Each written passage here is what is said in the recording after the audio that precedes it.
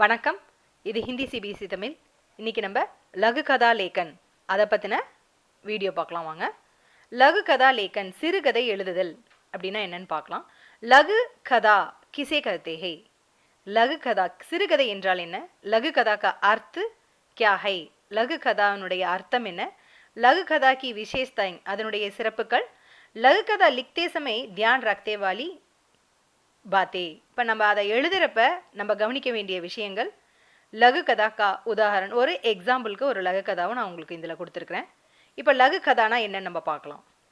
लघु कथा किसे कहते हैं?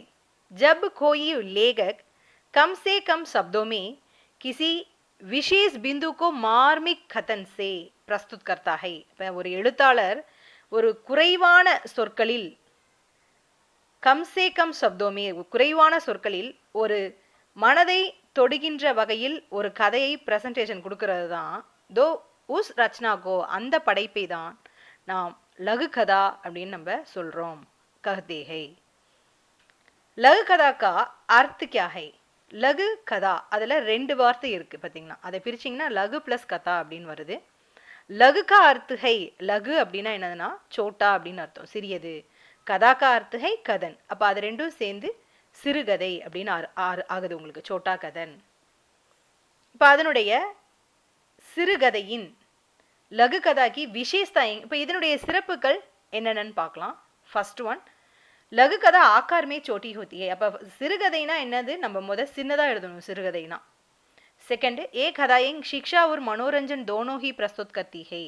அப்போ அது உங்களுக்கு ஒரு மாரலாகவும் இருக்கணும், அந்த ஸ்டோரி உங்களுக்கு மாரலாகவும் இருக்கணும், ஒரு பொழுதுபோக்கு ஒரு டச்சிங்கான ஒரு ஸ்டோரியாகவும் நீங்கள் அதில் ப்ரெசென்ட் பண்ணியிருக்கணும். அடுத்தது தேர்ட் ஒன் பாருங்கள், இன்கி பாஷா சரளவுர் போல்சால் கி ஹோத்தி ஹை. அப்போ அதனுடைய லாங்குவேஜ் எப்படி இருக்கணும், ரொம்ப எளிமையாகவும் இருக்கணும், அதாவது பேச்சு வழக்கு மொழியாக இருக்கணும். ஆஜ்கி லகு கதாவோமே கதா கா கேந்திர பிந்து மானவ் சமாஜ் ரஹதா ஹை. அப்போ இன்றைய காலகட்டத்தில் சிறுகதை என்பது ஒரு மனித சமுதாயத்தில் அடிப்படையாக எழுதப்படுகிறது. லகு கதாவோமே சரித்திர சித்திரனுக்கோ அதிக மகத்துவம் நஹி தியா ஜாதா ஹை. அப்போ இதில் கேரக்டருக்கு நீங்கள் ரொம்ப முக்கியத்துவம் கொடுக்கக்கூடாது இந்த கதையில். ஏன்னா கதையினுடைய மெயின் மேட்ரை நீங்கள் சொன்னீங்கனாலே, அதை ஒரு டச்சிங்காக சொன்னீங்கனாலே போதும். ஹீரோ எப்படிப்பட்டவன் அப்படின்லாம் நீங்கள் சொல்லணும்னு அவசியம் இல்லை. சிக்ஸ்த் பாயிண்ட், ஆஜ்கி லகு கதாயின் கட்னா பர் கம். அப்போ இன்றைய காலகட்டத்தில் சிறுகதைகள் நிகழ்வை பற்றி கம்மியாக தான் எழுதுகிறாங்க. வியக்திக்கு நிஜி அனுபவப்பர், ஒரு பர்சனுடைய நிஜி அனுபவப்பர், அவங்களுடைய தனிப்பட்ட எக்ஸ்பீரியன்ஸை எடுத்து அதிக லிக்கி ஜாத்திகி அதிகப்படியாக எழுதுறாங்க. ஏழாவது பாயிண்ட், லகு கதா கா லட்சிய கிசி மார்மிக் பக்ஷுக்கா பிரஸ்துத் கர்னா மாத்திர ஹோத்தா ஹை. அப்போ நம்ம ஒரு 3 மணி நேரம் ஒரு பெரிய ஃபிலிம் பார்க்குறதுக்கும் அதே ஷார்ட் ஃபிலிம் ஒரு 10 நிமிஷம் தான் நடக்கும்.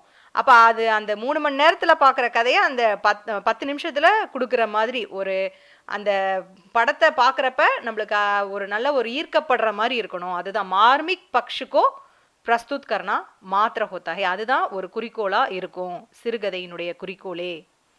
இப்போ நம்ம லகு கதா லிக்தே சமய, அப்போ அந்த சிறுகதையை நம்ம எழுதுறப்ப என்னென்ன விஷயத்தையெல்லாம் நம்ம கவனத்தில் கொள்ளணும் அப்படிங்கிறத நம்ம பார்க்கலாம் வாங்க.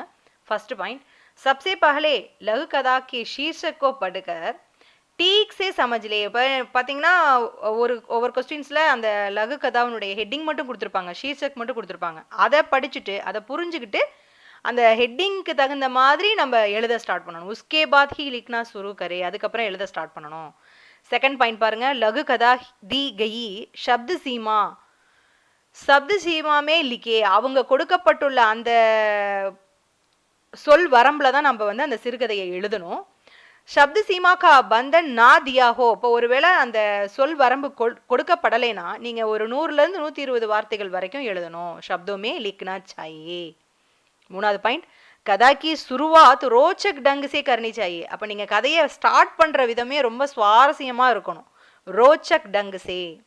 கதா கா கிரமமே லிக்னா சாயே, அதை வரிசையாக எழுதணும், கதையை ஆர்டராக உங்களுக்கு கதை போகணும். கதா சோட்டே சோட்டே வாக்கியமே ஹோனி சாயே, சின்ன சின்ன வாக்கியங்களாக கதை இருக்கணும். ஆறாவது பாயிண்ட், கதா கா ஷீர்ஷக் அவசிய லிக்னா சாயே. அப்போ கதைக்கு ஒரு ஹெட்டிங் நீங்கள் கண்டிப்பாக கொடுக்கணும். கதா கி பாஷா சைலி சரல் ஹோனி சாயே, ரொம்ப எளிமையான நடைமுறையா இருக்கணும். அந்த மொழி நடை அப்படிங்கிறது எளிமையா இருக்கணும். கதா பிரபாவகாரி ஹோனி சாயே, நல்ல ஒரு திறம்பட்ட கதையாக இருக்கணும். கதா ஐசி ஹோ கி பட்னே வாலா சுரு சே அந்த் தக் பந்தா ரஹே. அப்ப கதை ஆரம்பத்துல இருந்து கடைசி வரைக்கும் ஒரே ஒரு இதுல கட்டப்பட்டு இருக்க வேண்டும்.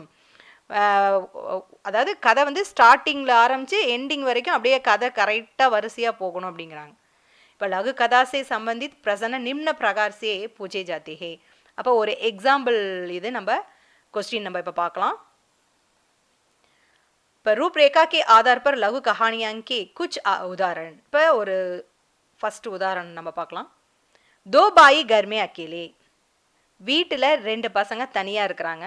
ஃபைல் மே ஆதங்கியோ கி ஜான்காரி, அந்த கோப்பில் அந்த ஃபைலில் பயங்கரவாதிகள் பற்றிய தகவல்கள்.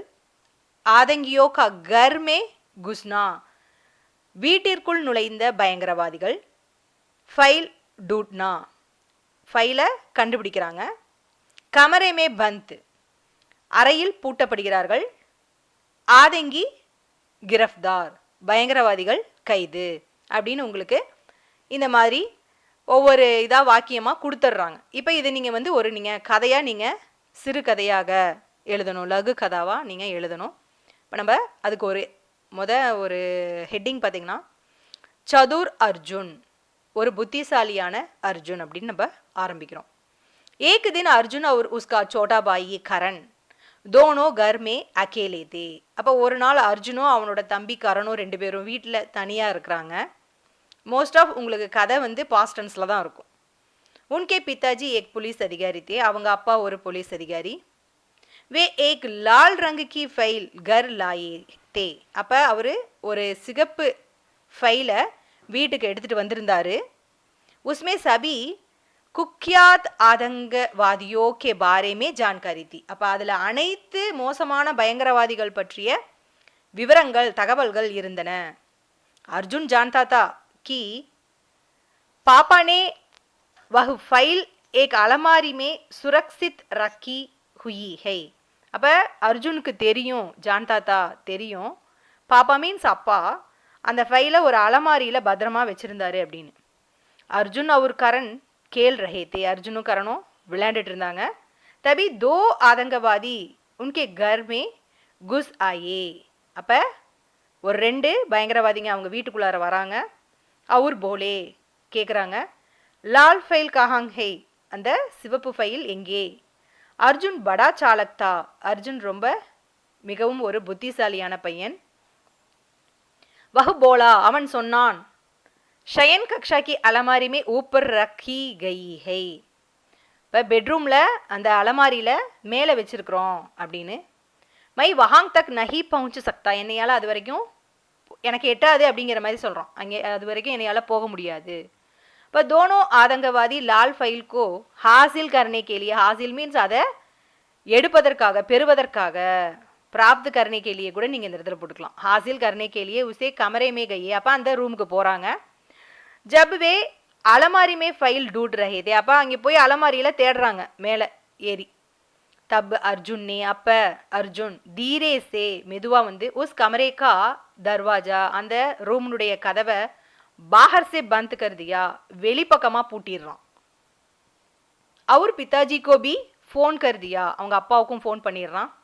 ஜல்தி ஹி உஸ்கே பிதாஜி புலிஸ் லேக்கர் வஹாங் பहुंच गई, சீக்கிரமாக அவங்க அப்பாவும் போலீஸோடு அங்கே வந்துடுறாங்க.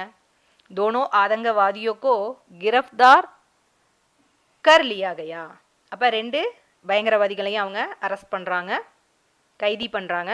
इस प्रहार अर्जुन ने अपनी चतुराई से दोनों आतंकवादियों को पकड़वा दिया, அப்போ அந்த 2 பயங்கரவாதிகளையும் அவன் தன்னுடைய புத்திசாலித்தனத்தினால பிடிச்சு கொடுக்குறான். सभी ने उनकी खूब सराहना की, எல்லாரும் அவனை ரொம்ப பாராட்டுறாங்க.